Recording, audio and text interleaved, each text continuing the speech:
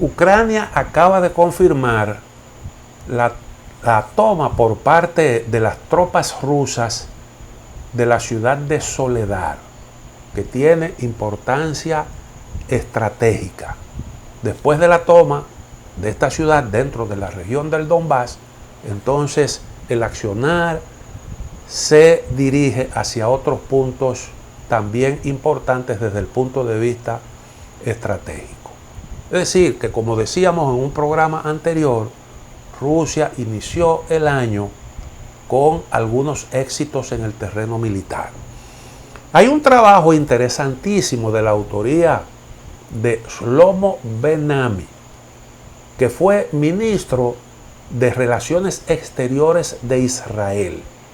Ustedes me han escuchado a mí reseñar aquí algunos de sus trabajos, por lo general muy interesantes, cargados de juicios profundos.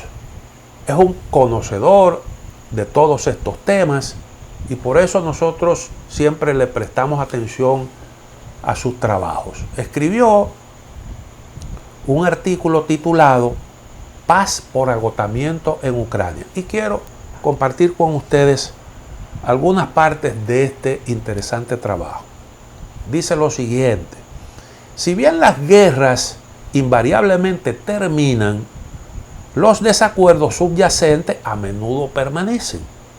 La paz es tenue e interrumpida por espasmos de violencia. La forma en que termina una guerra, ya sea a través de la victoria absoluta, el agotamiento o la disuasión mutua, puede marcar la diferencia, ya que es menos probable que el agotamiento evite futuros estallidos que, digamos, la derrota total de una de las partes. Pero esto no está garantizado. Ciertamente no significa que no valga la pena buscar algunos tipos de paz. No faltan ejemplos de partes que alguna vez estuvieron en guerra, ahora equilibradas en una paz frágil. Y menciona el caso de Corea del Norte y Corea del Sur, de Etiopía y Eritrea, Serbia y Kosovo, Japón y Rusia. Bueno, Corea del Norte y Corea del Sur, recuerden ustedes que terminaron un conflicto, unos enfrentamientos sin ni siquiera firmar formalmente la paz. Y después que eso se produjo en los hechos, siempre ha habido tensión en las relaciones entre estos dos países, que se eleva por momentos. O el caso, por ejemplo, que también se menciona, de Serbia y Kosovo. Kosovo, como consecuencia de los conflictos en los Balcanes, de esa guerra que hubo ahí en la antigua Yugoslavia, se alzó con la independencia, tuvo el apoyo de la OTAN, la mayoría en esa provincia albano-kosovar tuvo ese logro. Serbia se vio frente a una situación que no le dejó otro camino que aceptar las condiciones que se le impusieron para la paz. Se logró la paz, pero siempre ha habido tensión en las relaciones entre los dos territorios. Y bueno, el caso de Japón y Rusia, porque recuerden que se enfrentaron estos dos países durante la Segunda Guerra Mundial, pero siempre ha habido un diferendo por las Islas Kuriles, que eran japonesas, y que los rusos, como medidas reparatorias, conservaron su posesión. También menciona el caso de Armenia y Azerbaiyán, que hoy también, aunque se logró una paz no hace mucho, pero hay mucha tensión en las relaciones entre esos dos países que formaron parte de la Unión Soviética. Sigue diciendo Shlomo Ben-Ami: si bien soportar la tensión y la violencia intermitente obviamente no es un resultado ideal, las guerras brutales, sangrientas y a menudo prolongadas que precedieron a estos periodos de frágil paz fueron peores.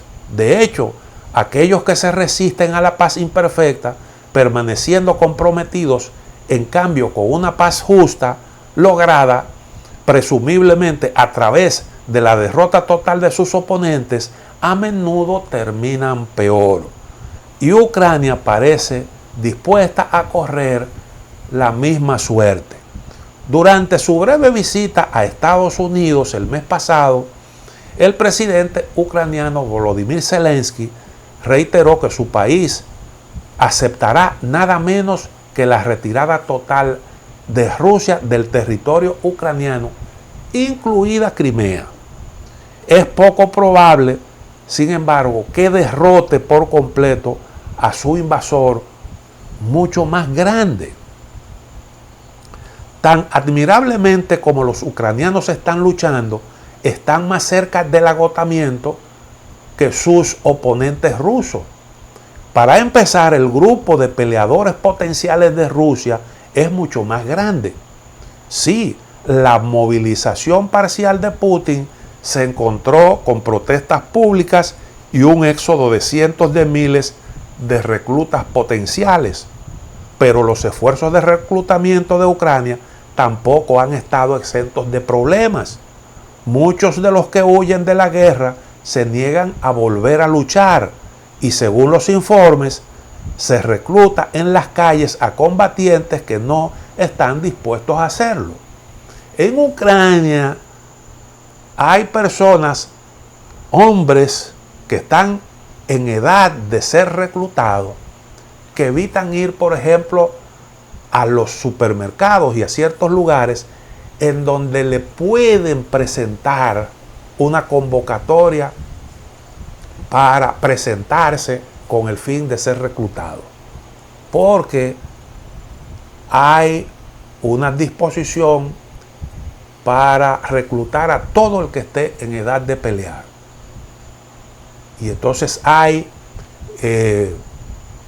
una disposición de que se revise en lugares públicos visitados por hombres si hay algún tipo de llamado para que se presente y entonces hacerle la notificación correspondiente. Eso se está dando en Ucrania. El tema de usted llevar a una persona al frente de batalla de manera involuntaria es un asunto serio. En cualquier caso, la población de Rusia es más de 3 veces mayor que la de Ucrania. Quizás lo más importante es que la guerra se está llevando a cabo de manera abrumadora en suelo ucraniano. Yo siempre he resaltado eso.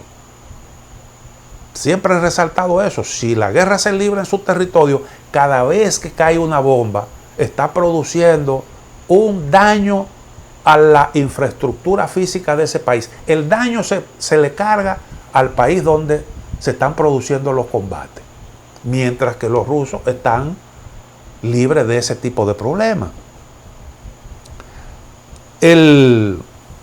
Así, mientras los implacables ataques con aviones no tripulados y misiles han demolido la infraestructura de Ucrania, lo que ha provocado pérdidas directas de unos 130.000 millones de dólares hasta septiembre pasado e infligido una miseria incalculable a sus civiles, dejando unos 40.000 muertos y entre 15 y 30 millones de desplazados, los rusos han seguido viviendo sus vidas en gran parte sin verse afectados.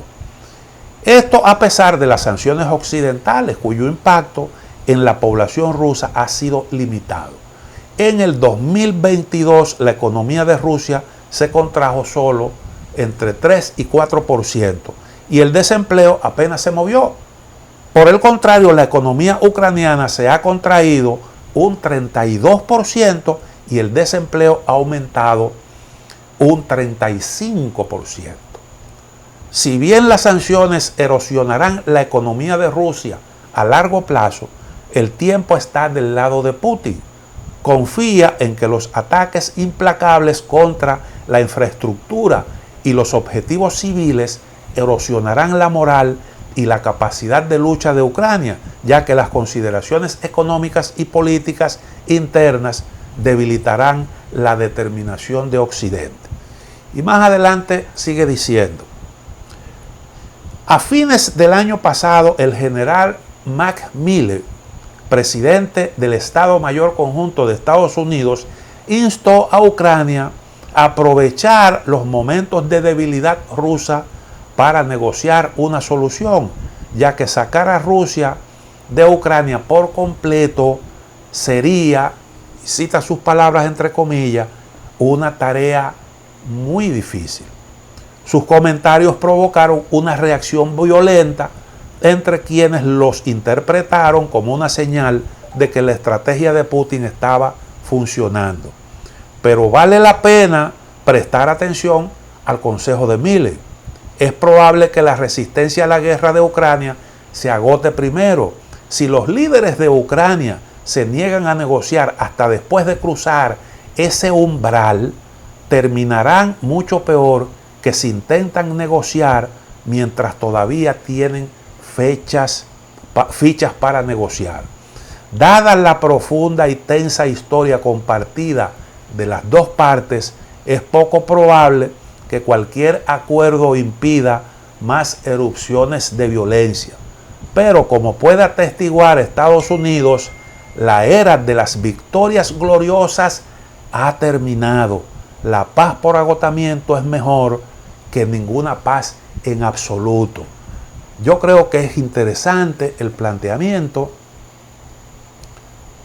Lo difícil es convencerse de que hay que resignarse a perder territorio y que hay que resignarse a reconocerle éxito a una parte que decidió incursionar en su territorio, abrir fuego contra objetivos de todo tipo, causando un gran daño, y entonces tener que pactar reconociéndole éxito a ese tipo de comportamientos. Es muy duro para el presidente Zelensky. Y es difícil realmente que este tipo de consejos lleguen a penetrar.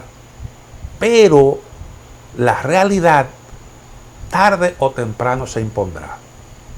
Permítame otra pausa. En breve volvemos.